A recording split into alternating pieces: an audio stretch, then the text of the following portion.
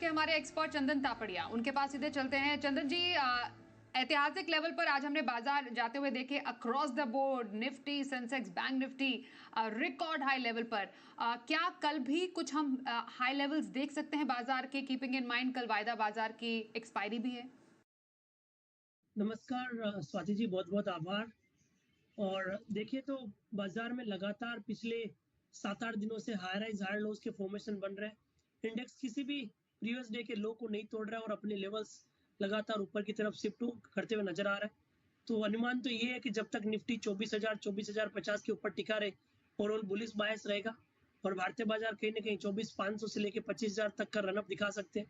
तो overall suggestion ये रहेगा कि जब तक इंडेक्स 24,050 के ऊपर है, अपने बायस को पॉजिटिव की तरफ रखें। उसके अलावा आप देखोगे तो बैंक निफ्टी ने भी आज दम भरा, यहाँ पे भी लगभग 0.25% की तेजी देखने को मिली। बैंक निफ्टी ने 53,256 के नए कीर्तिमान स्तर बने। तो ओवरऑल सेटअप पॉजिटिव है। हमारा ऐसा मानना है कि जब तक 52,500 के ऊपर टिका हुआ है, यहाँ पे 53,500 से लेकर 54,000 तक का रनअप आना चाहिए। अब हम बात करें सेंसेक्स की। आज बीएसई सेंसेक्स ने एक नया रिकॉर्ड दर्ज किया है, 80,000 के आंकड़े पहली बार पार किए।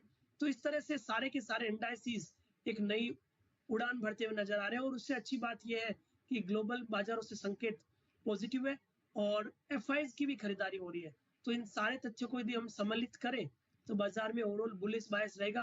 तेजी के जो मोमेंटम है वो यहाँ पे बरकरार रहना चाहिए। तो तेजी का मोमेंटम बरकरार रहने की पूरी उम्मीद है चंदन जी को गुरुवार के बाजार के लिए भी। और ये जो रिकॉर्ड लेवल है उसको होल्ड करने में बाजार रह सकता है कामयाब। आइए अब आगे बढ़ते हैं और कुछ स्पेसिफिक स्टॉक्स भी जान लेते हैं चंदन जी की तरफ से। चंदन जी, आपको इस बाजार में पोजिशनल व्यू कौन से स्टॉक में बनाने की सलाह रहेगी? देखिए स्टॉक वाइज काफी अच्छा मूवमेंट बाजार में देखने को मिल रहा है और मेरा यहाँ पे सिलेक्टिव पब्लिक सेक्टर फाइनेंशियल्स या फिर डिफेंस या फिर शिपिंग, इन सब काउंटर पे फोकस रहेगा। तो पहले ट्रेड के तौर पे मैं यहाँ पे सजेस्ट करना चाहूंगा हिंदुस्तान एरोनॉटिक्स लिमिटेड, HAL। काफी अच्छा सेटअप है, मेजर ब्रेकआउट के लिए काउंटर तैयार हो रहा है। इस साल देखें तो लगभग 95% तक की बढ़त देखी है। लगातार पिछले 5 सालों में साल दर साल यहाँ पे तेजी देखने को मिल रही है। तो 5,320 के सपोर्ट से HAL खरीदारी की सलाह रखेंगे। ऊपर में लगभग 5700 रुपए के टारगेट यहाँ पे हासिल होने चाहिए। ओके, तो HAL में पोजिशनल खरीदारी करने की सलाह आई है चंदन जी की तरफ से। 5300 के स्टॉप लॉस और 5700 के टारगेट्स के लिए HAL में आप खरीदारी कर सकते हैं। ये लेवल सही है ना चंदन जी? बिल्कुल 5320 का लेवल है। आप बिल्कुल 5300 का लेवल सही बोल रहे हो। 5300 के सपोर्ट से यहाँ पे खरीदारी की सलाह हाँ, रखेंगे। ओके। ओके, तो ये रही HAL में खरीदारी की राय चंदन जी की तरफ से, पोजिशनल कॉल।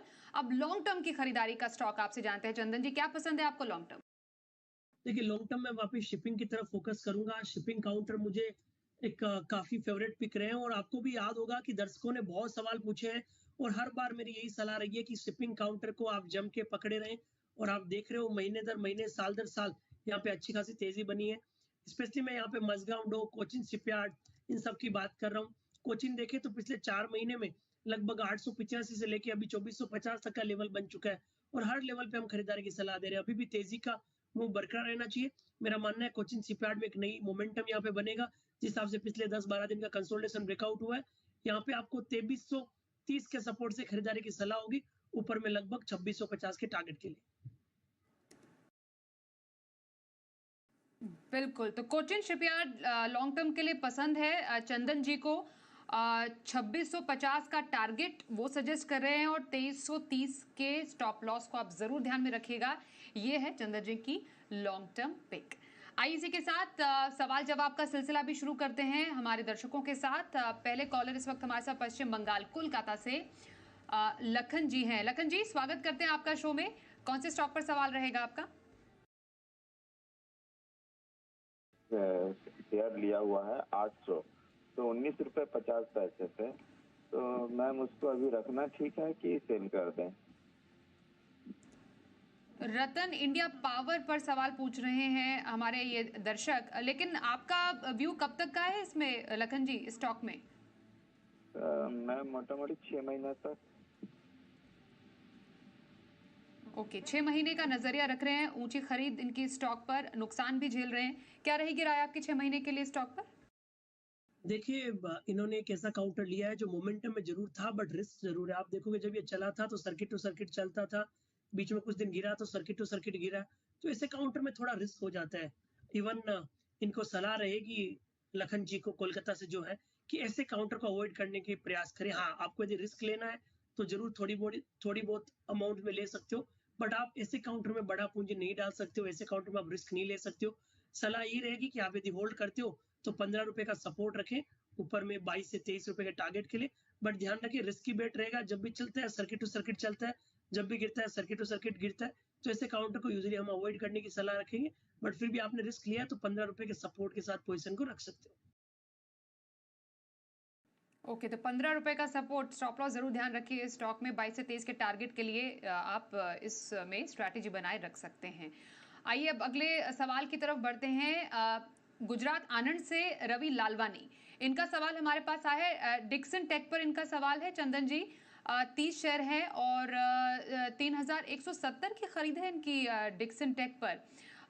बहुत ही बम्पर मुनाफा इनके हाथ में अभी। इनकी खरीद से तो काफी ऊपर उड़ान भर चुका है ये स्टॉक भी। फिलहाल क्या स्ट्रैटेजी रहेगी अब इस मुनाफे के साथ? बिल्कुल आनंद से जो रवि जी बोल रहे हैं ललवानी जी, उन्होंने बहुत अच्छा काउंटर लिया है। डिक्सन हमारा प्रेफर्ड पिक रहा है और देखें इसमें स्टोरी कब क्रिएट हुई, जब ये था कि इंडिया में कंप्यूटर बनने लग जाएंगे, राइट।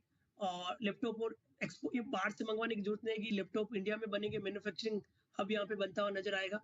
और आप देखोगे पिछले लगभग 14 महीने में 2850 से लेके 12,800 तक का रैली देखने को मिला है, तो काफी अच्छा रनअप बना है।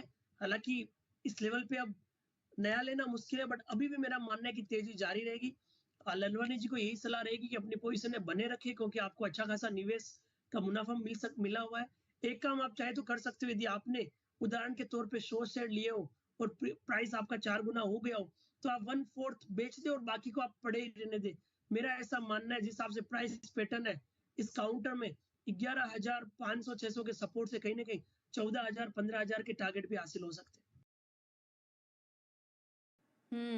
तो 1/4 आप थोड़ी प्रॉफिट बुकिंग भी कर सकते हैं, आपको अच्छा मुनाफा है। बाकी आप जो क्वांटिटी है बने रखिए। ये कुछ स्ट्रैटेजी आप डिक्सन टेक में अपना सकते हैं। चंदन जी की आपके लिए राय। आइए आगे बढ़ते हैं। गुरुग्राम से जितेंद्र जी इस वक्त हमारे साथ है, अगले कॉलर। नमस्कार सर, क्या सवाल है आपका?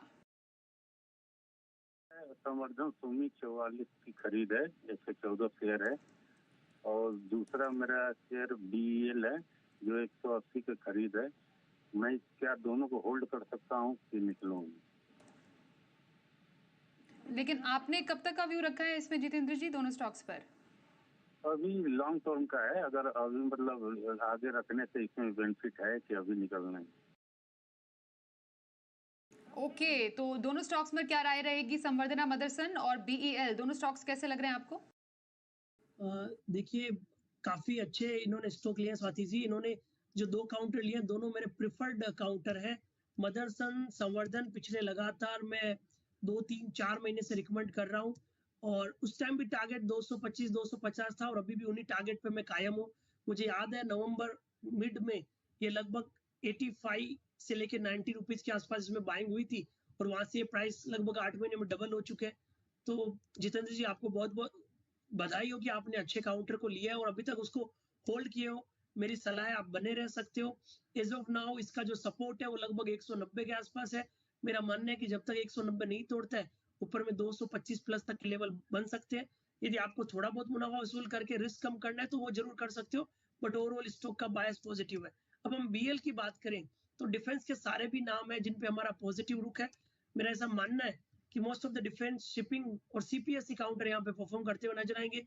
बीएल में आप देखोगे तो लगभग 11-12 दिन का कंसोलिडेशन ब्रेकआउट हुआ है। मेजर सपोर्ट 297-300 के आसपास है। अब की बार की मोमेंटम में ये कहीं ना कहीं 340 से 350 तक का रनअप दिखा सकता है। बिल्कुल, तो दोनों ही काफी प्रॉमिसिंग स्टॉक रखते हैं, पसंदीदा स्टॉक्स हैं चंदन जी के भी। संवर्धना मदरसन और बीईएल में बने रहने की सलाह आपके लिए चंदन जी की तरफ से आ रही है। अगले सवाल की तरफ बढ़ते हैं। राजस्थान पाली से राज, इनका सवाल हमारे पास आया है सोशल मीडिया के जरिए। न्यूरेका, ये स्टॉक इनके पास है, 405 शेयर है, खरीद इनकी 355 रुपए 45 पैसे के स्टॉक पर है। न्यूरेका, ये स्टॉक कैसा लगता है आपको चंदन जी, और इस पर क्या रहेगी राय आपकी इनके लिए फिलहाल नुकसान? बिल्कुल, राजस्थान से पाली से है खमागणी। और देखिए, आपने काउंटर लिया है जो थोड़ा कम ट्रेक करते हैं हम, और आपको इसमें नुकसान हो रहा है। ओवरऑल देखिए तो इसका जो लेवल बना था वहां से ऊपर के लेवल से सप्लाई हुई है, तो सजेशन यही रहेगा कि अभी आपके पास पोजीशन है तो थोड़ा और मूवमेंट आने दीजिए। 400 के आसपास का हर्डल है, मेरा मानना है वहां पे वापस नया सेटअप बनेगा, तो 400 तक के लेवल को अभी ध्यान रखें। ओके, तो 400 का लेवल ये आते देख रहे हैं, इस पर जरूर ध्यान रखिएगा। आपके लिए राय दे रहे हैं हमारे आज के एक्सपर्ट चंदन जी।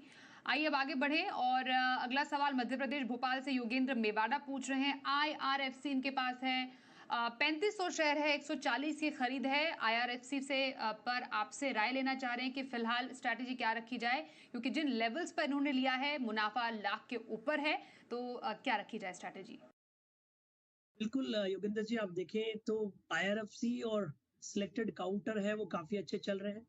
और आप मेजर मूवमेंट इनमें देखोगे, ये हुआ था लगभग जनवरी 2024 में, उसके बाद में कंसोलिडेट होकर वापस हायर बेस बन रहे हैं, तो मेजर ट्रेंड पॉजिटिव है। यदि आप इसमें थोड़ा सा पेशेंस और रखते हो तो और आपको तेजी देखने को मिलेगी। ओवरऑल मेरा मानना है कि लगभग 165-66 के सपोर्ट से IRFC ऊपर में 200 और 220 तक के लक्ष्य को दिखा सकता है।